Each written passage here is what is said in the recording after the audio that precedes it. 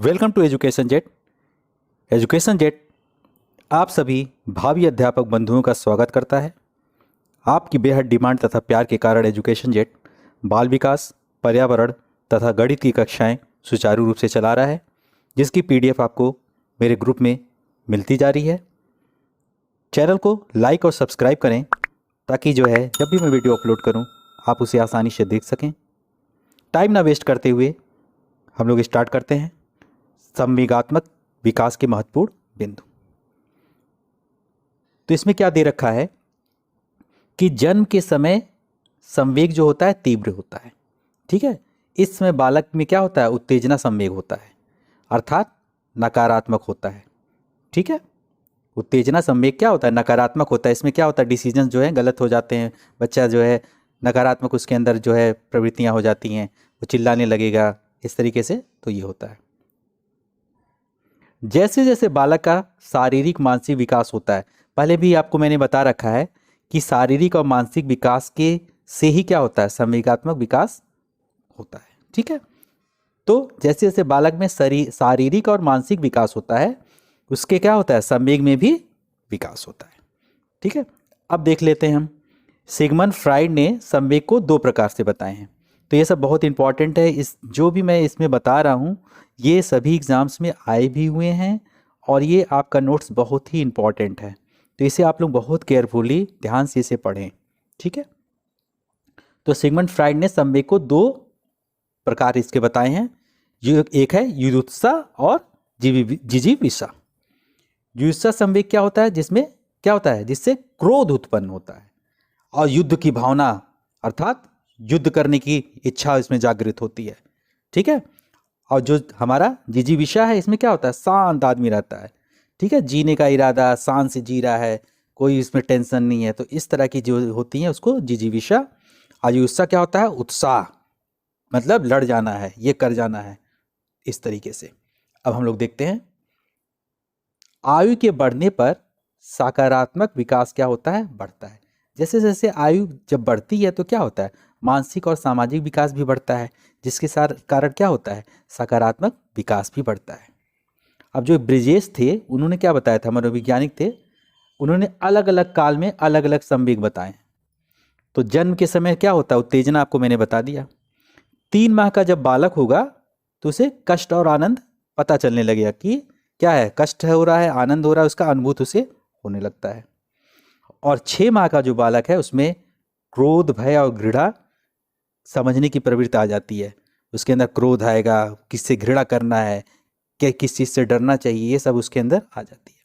और जो 12 माह का बालक होता है उसमें स्नेह और उल्लास, इस तरीके से क्या होता है, ये धीरे धीरे क्या हो रहा है, ये इसने बताया था ना, सकारात्मक विकास बढ़ता जाता है। तो ये सकारात्मक विकास बढ़ रहे हैं। तो शैशवावस्था में जो होता है बुद्धि की क्या होती है, कमी होती है। बाल्यावस्था में बुद्धि का विकास होने लगता है शुरू, और किशोरावस्था में क्या होता है, बुद्धि जो होता है परिपक्व हो जाता है, मतलब एकदम सेटिस्फाइड हो जाता है, एकदम चरम सीमा पे हो जाता है। नेक्स्ट देखते हैं हम लोग। संवेगों पर नियंत्रण करने वाली बुद्धि को हम लोग क्या बोलते हैं, संवेगात्मक बुद्धि बोलते हैं। तो जो संवेग पर नियंत्रण करे उसे हम बोलते हैं संवेगात्मक बुद्धि। ठीक है, अब देखते हैं, आप लोग जो पीछे के वीडियो हैं उनको जब देख लेंगे तो उससे जब आप इसको पढ़ेंगे तो काफ़ी इजी हो जाएगा कि संवेग क्या होता है और भी संवेग की विशेषताएं क्या होती हैं। सब कुछ आप लोग प्रॉपर वे में पढ़ेंगे, स्टेप बाय स्टेप। आप लोग वीडियो को देखें, उस समझें, उसके बाद जो है एक एक सीक्वेंस में सब कुछ देखें। अब देखते हैं शैशवावस्था में भाषाई विकास। तो बाल मनोवैज्ञानिकों का मानना है कि शिशु के भाषा विकास पर उसके परिवार की सभ्यता व संस्कृति का प्रभाव पड़ता है। ठीक है, संस्कृति का भी प्रभाव पड़ता है।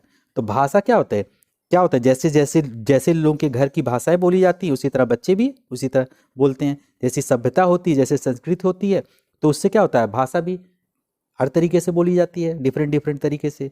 ठीक है, अब लड़कियों का भाषा विकास लड़कों की तुलना में शीघ्र होता है, ये बहुत इंपॉर्टेंट है। ठीक है, अगर बच्चे में कोई समस्या है तो भाषा विकास क्या हो जाएगी, धीमी हो जाएगी। यानी मानसिक और ये से अगर उसका विकास नहीं हो रहा है तो भाषा विकास भी धीमी पड़ जाएगी। अब स्मिथ थे, उन्होंने क्या बताया था ये भी देख लेते हैं।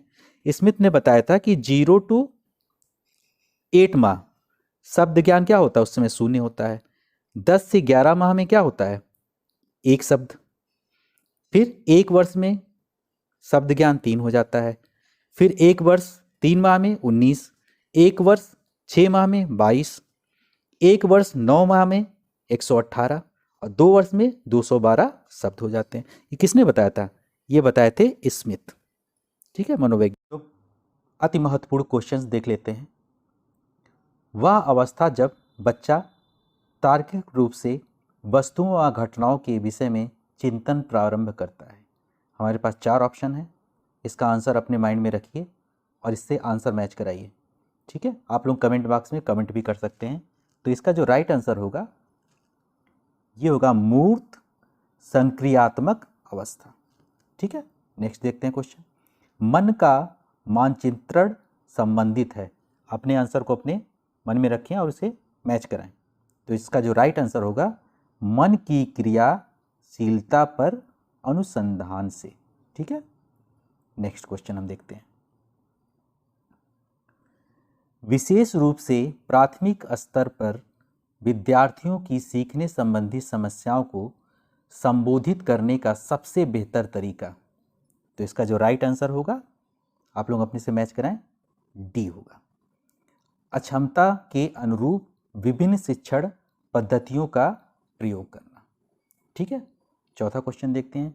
पियाजे के अनुसार निम्नलिखित में से कौन सी अवस्था में बच्चा अमूर्त संकल्पनाओं के विषय में तार्किक चिंतन करना आरंभ करता है। ये सब क्वेश्चन आए हुए हैं, बहुत इंपॉर्टेंट है और आने की भी संभावना बहुत ज़्यादा है। ठीक है, तो इसका जो राइट आंसर होगा मूर्त संक्रियात्मक अवस्था 7 से 11 वर्ष। अब हम लोग नेक्स्ट देखते हैं। निम्नलिखित में से कौन सा बच्चे की सामाजिक मनोवैज्ञानिक आवश्यकताओं के साथ संबंध नहीं है। तो इसका जो हम राइट आंसर होगा ये होगा बी, शरीर से अपशिष्ट पदार्थों का नियमित रूप से बाहर निकालना। ठीक है, तो ये हो जाएगा इसका राइट आंसर। अब हम लोग नेक्स्ट देखते हैं। वह कौन सा कथन है जहां बच्चे के संज्ञात्मक संज्ञात्मक विकास को सबसे बेहतर तरीके से परिभाषित किया जा सकता है। तो इसका जो राइट आंसर अपने आंसर से मिलाएं तो ये होगा विद्यालय एवं कक्षा पर्यावरण। नेक्स्ट क्वेश्चन हम लोग देखते हैं। निम्नलिखित में से कौन सा बुद्धिमान बच्चे का लक्षण नहीं है। 4 ऑप्शन है, इसमें आप अपने ऑप्शन को मैच कराएं।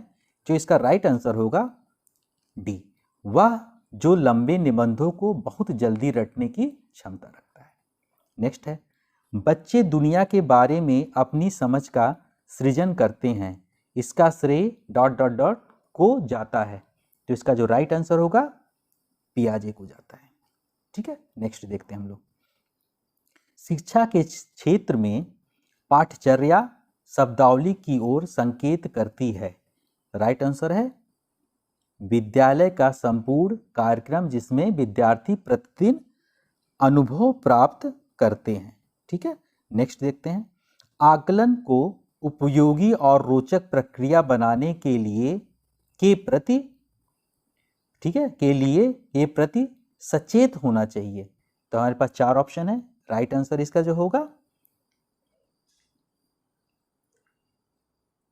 शैक्षिक और सह शैक्षिक क्षेत्रों में विद्यार्थियों के सीखने के बारे में जानकारी प्राप्त करने के लिए विविध तरीकों का प्रयोग करना।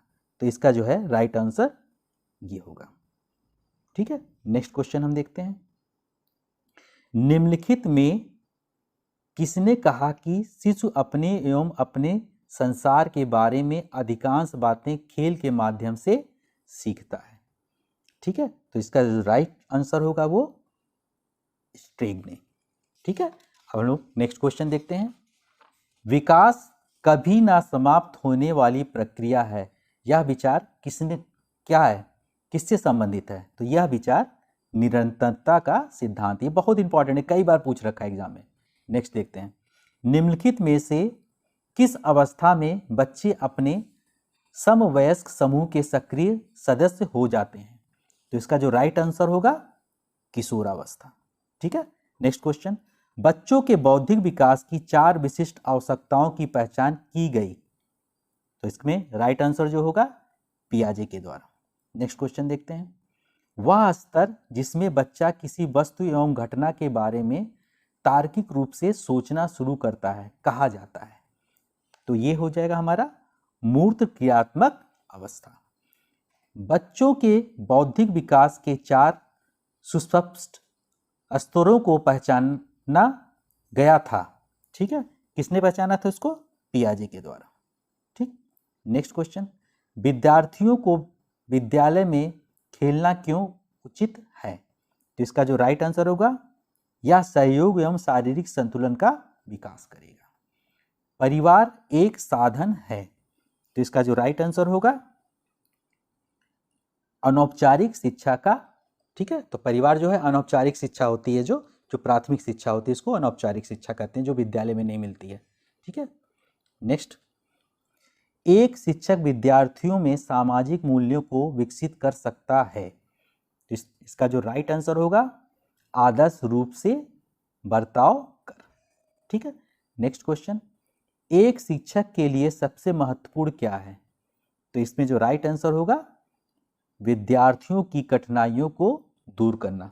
Thanks for watching this video. Channel को लाइक और सब्सक्राइब करें ताकि मैं इसी तरीके से आप लोगों के लिए वीडियोस लेकर आता रहूं।